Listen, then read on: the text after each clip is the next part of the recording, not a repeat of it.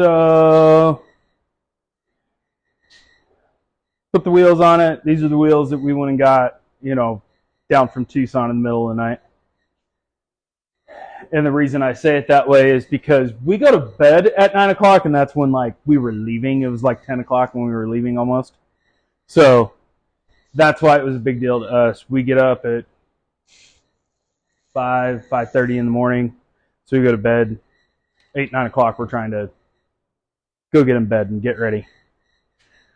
So threw the wheels on, took care of my shimmy on the front end from doing the big brake kit. I had to do wheel spacers to run my other wheels. I got a shake. I didn't like it. I don't like running wheel spacers if I don't absolutely 100% have to. They never seem to work right. You can buy hub-centric ones, torque them in the air, Loctite them. I've never seen good results with them. So I just don't like doing them. Got it together, takes care of the shake, start driving it. I got a really bad cylinder 5 misfire. Swap the coil with another coil, test the injector, swap the spark plug with a different cylinder even than the coil. Everything stays on 5. So either spit a cam follower, which is highly likely on a 3-valve Ford. I messed up an injector, which maybe. Or I got a hole in the piston and I have no anything there. So what I'm going to start doing is we're going to rip this apart. I was planning on tuning this car because it started to get the cam phaser rattle. So I was going to delete cam phasers and put cams in it at the same time. I actually found a set of no spring required drop-in cams for this thing, and I wasn't trying to go anything crazy. I found these on a deal, and it just made it worth it. I found new old stock in the box, still in bags, no damage, for like $350 or $375. It was under $400 for 2 camshafts for this motor, which is, people that are into Fords or people into overhead cam Ford stuff, like, that's ridiculously cheap. It's usually $900 for 2 cams. So if I'm just going to tune it, might as well toss cams in it. I didn't want to have to do springs. I didn't want to have to do it. I'm not trying to make this car where it's not drivable. This is the car that we like to take on long road trips, go drive up through the mountains, do stuff like that in. We just want it very reliable, very tame. I want to be able to set in traffic with it, not hate life. I want to be able to go through drive-thrus in this. I have an exhaust on it, but it is like MBRP mufflers. It is extremely quiet for what most people want to do. So I try to keep everything pretty tame on this car, where she can drive it, I can drive it, my oldest boy can drive it, stuff like that, where it's not anything crazy. We just want a good cruiser that acts the way it should. So I now have to rip off valve covers. So hopefully I take off this valve cover. I see a cam follower. When I first got this motor, first got this car, I pulled the front end off this motor. I put new timing chains, new tensioners, new guide plates, everything new on the front end of this. So high volume oil pump at the same time, all that stuff. So I shouldn't have to do any of that. So when you see me not replacing it, it's because I replaced it less than 10,000 miles ago. I bought this car just over a year ago with like 99,500 miles, and I have like 110,000 miles on it now. So I have not put a whole lot of miles on this car. We bought this to be my daily, and then a little bit later I bought the Caprice, and I like it a lot more as a daily than this. But you know, we saw where the Caprice ended up. So trying not to go that route. I don't want to have to build a motor for it right now. I don't want to have to go crazy with it. I just want a little more power. Cam should give me, from what I'm reading and seeing dyno sheets on a stock car, it's about 25 to 30 horsepower. At the flywheel, it's about 15, 20 at the rear wheels. That's without VVT delete, and that's without a tune. These are drop-in cams. You don't have to tune them. From what I've been seeing with VVT delete and the tune, these are getting closer to 30 rear wheel horsepower, so you're talking 40, 45 flywheel horsepower. So that would be more than enough for this car. I need to pull the trans out, and I need to go through the trans, but I'm lazy and don't want to, and it still shifts. It just doesn't like shifting at high RPM. So we're going to get at this and start going to town on it. So I'm going to get the battery out of the way. Under here. This all comes off. This hose comes off. This hose comes off. All these electrical connectors have to come out. Once this is out of the way, we can get the electrical connectors here on the front of the motor. And serpentine belt has to come off.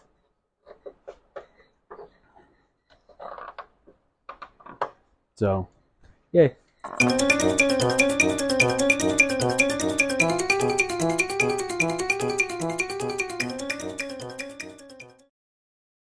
Here's a little hack. You know, Mr. Subaru and a couple other guys had always put these, get online, everybody's on back order. You can find these at O'Reilly's in the Lyle tool section. Most of them have them. Like, I went around to mine and bought like 3 pairs because I knew people that were looking for them plus me. So, see these? Okay. This goes towards the clip.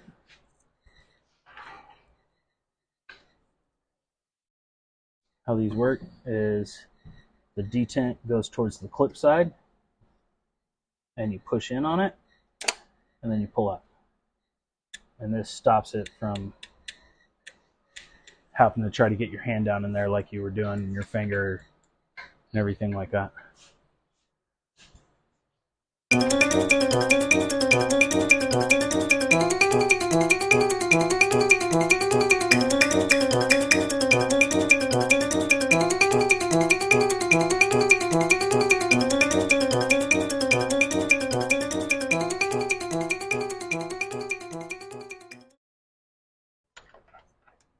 Yeah, that's stripped. Okay. Take the other ones off.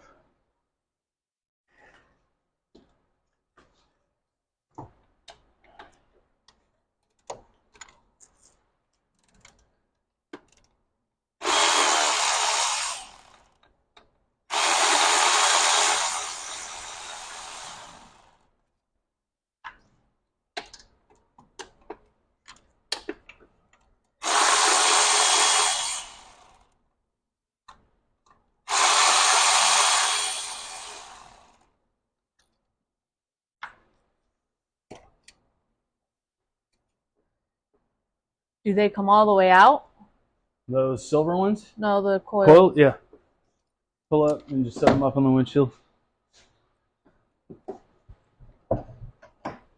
Alright, so this is a camera setup I bought a while ago. I bought this because the head of this is small enough that I could fit it down inside diesel injector holes, which I bought this thing. It is super cheap. I want to say it was like $30. And, you know, it allows me to see down into cylinders and other places. So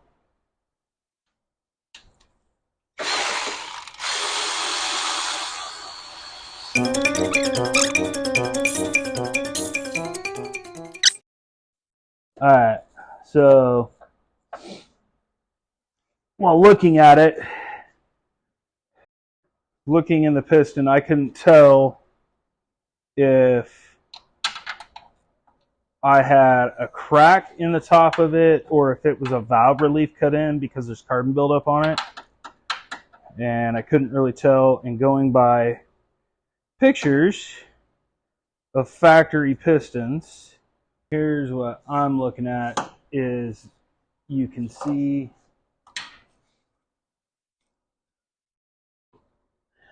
the little notches down here in the corner right at the top of the ring gland. I can see those in there, and that had me worried. So that's just all that is. I'm okay with that. That ain't a big deal.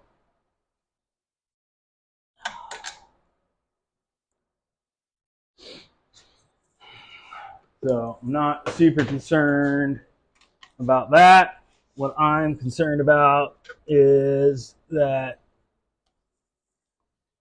I have a dead spot on 5, and I am not seeing any smoking gun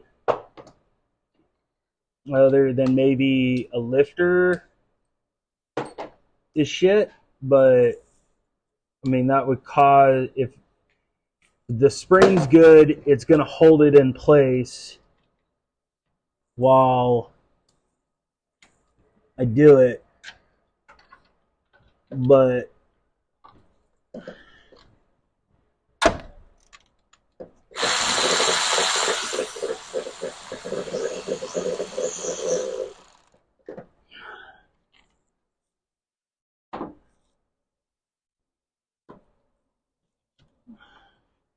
Okay, I got him there.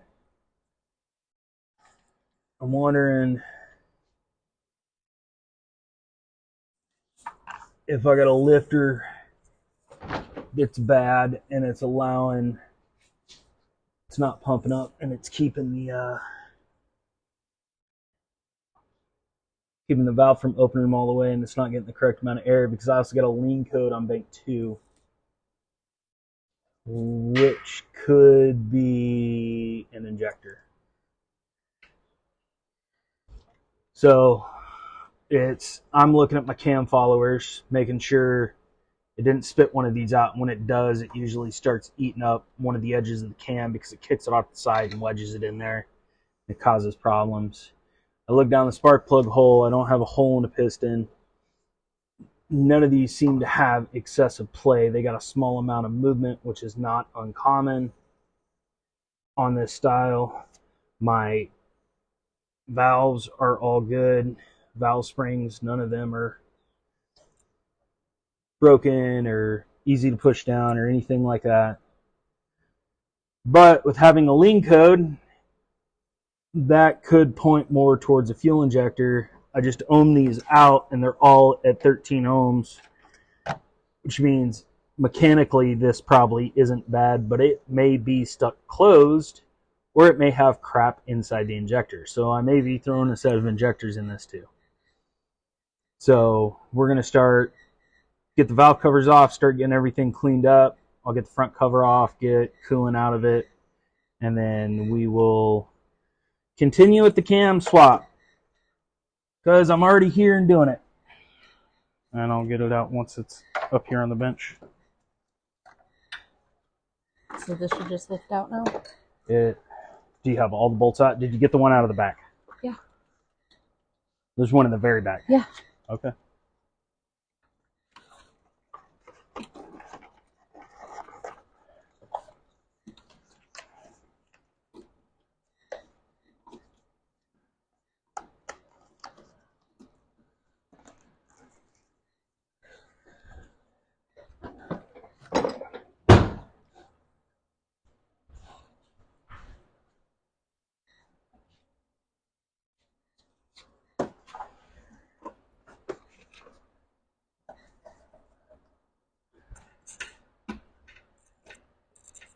Oh, what it is they get stuck as you go to pull them out. Sometimes you have to twist them a couple more times. They get stuck. Oh, no, you got one right here, down here on the bottom. It's not out. It's on the bottom in the back.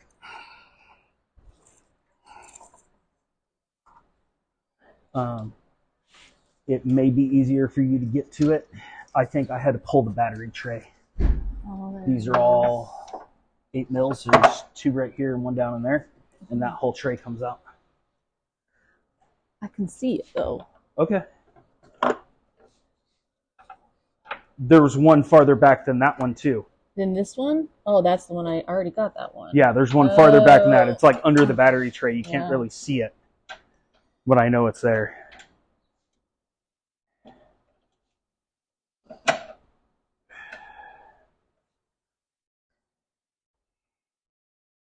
I feel like you gave me the difficult side. Did you see all the stuff I pulled off on this side? But this side has the oil, the battery, this thing, I don't know what it is. AC.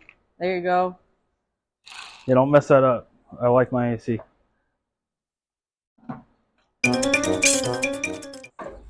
Just set it on the ground next to the battery. Now you can see that bolt back there you didn't get.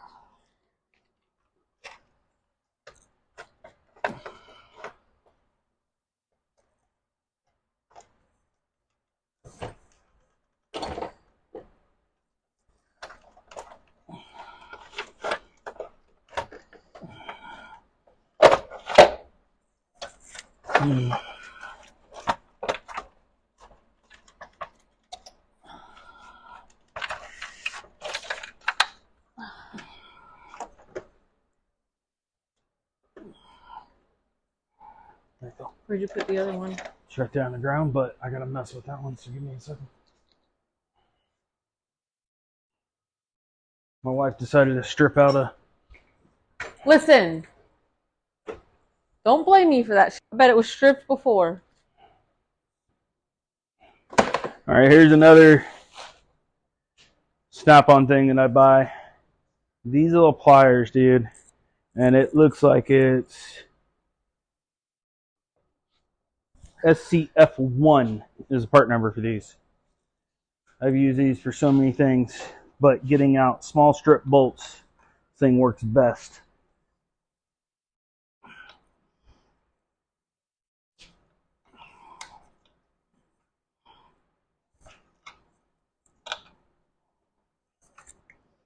And that is now loose.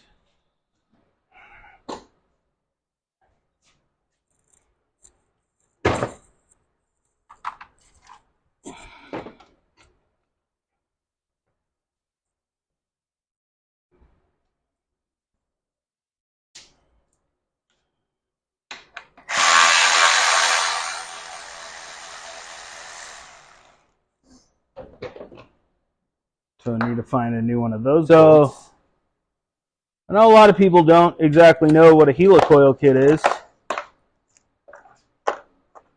So 5 by 0.8, that should be correct. Let me check real quick.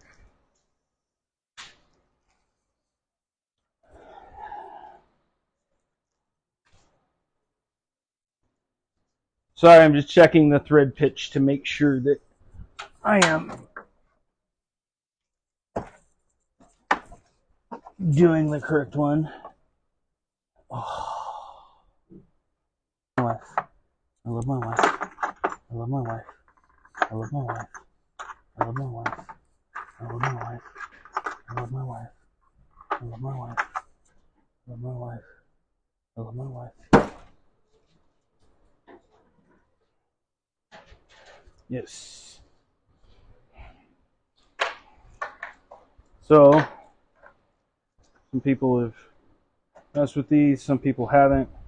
This is another kit I get off Amazon. I have it for metric and American, the common sizes. Off the wall stuff, I just buy ones, singles. So, comes with its own drill bit, it comes with its own tap.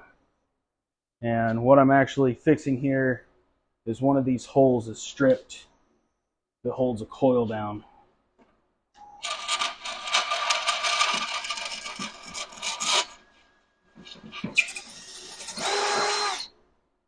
So now clean that out. You want to lube the new tap that you're using. And this tap is not the correct size of what the thread is going to be. This tap is the correct size of what the replacement thread needs.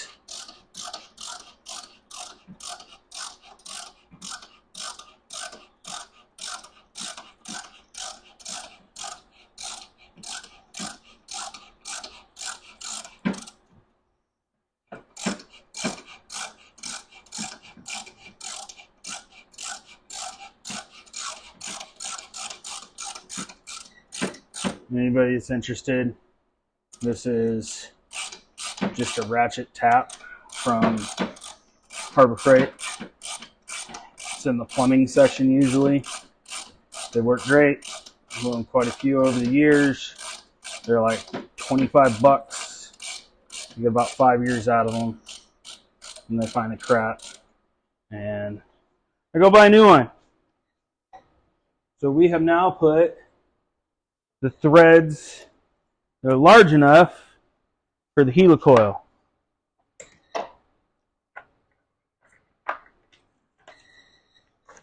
And then what you're supposed to do is you set your depth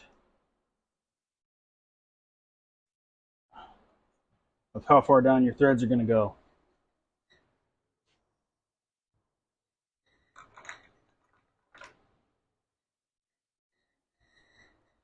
Then I clean all the thread holes out because I lubed it.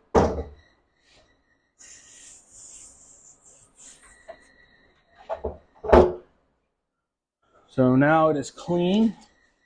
No, it is not going to cause an issue with what I'm about ready to do.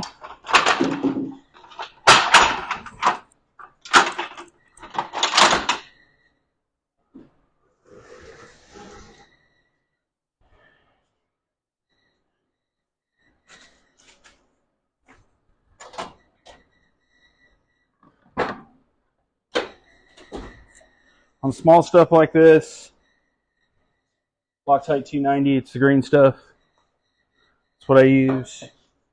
Bigger stuff, pretty much 1/4 inch bolts and up, I just use red if I'm doing a helicoil. Because I don't want the helicoil to come out. And I will install the helicoil and I will let the Loctite dry completely before I put a bolt in it.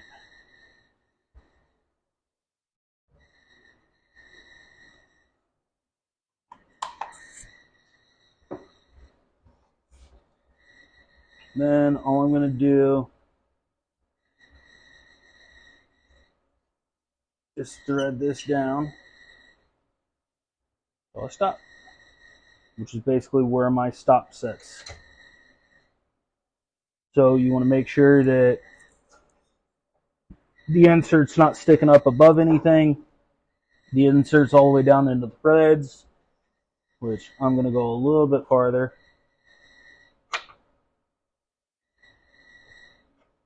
There we go. Then, once you've done the insert,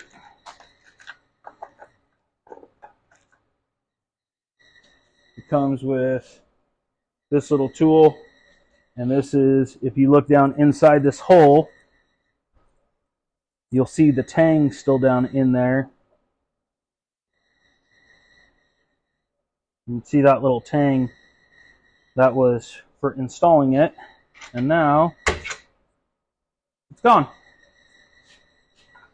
And that's what that tool's for. I now can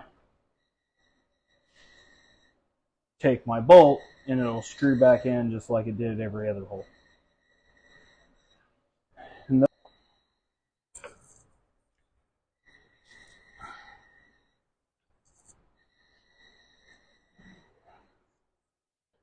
And Gonna get off the stuff so I'm not accidentally knocking things into the motor. Dust, debris, things like that. Usually what I do when I do something like this is I leave the oil that's in it usually. I will do everything that I change, especially when I do a cam, because I'm putting so much lubricant on the cams and the lifters and everything as I put them in that I don't want to put fresh oil in right then, because then I'm contaminating fresh oil because things get knocked down in. So I will usually start this up after I've done the swap, let that oil heat cycle real quick, get it up to operating temperature, let it drain everything down to the bottom, and I will change the oil while it's still hot and get as much oil out as I can, fresh filter, everything like that, and then I put good oil in it. So we're going to take a small break, and we'll get back at this in a few minutes.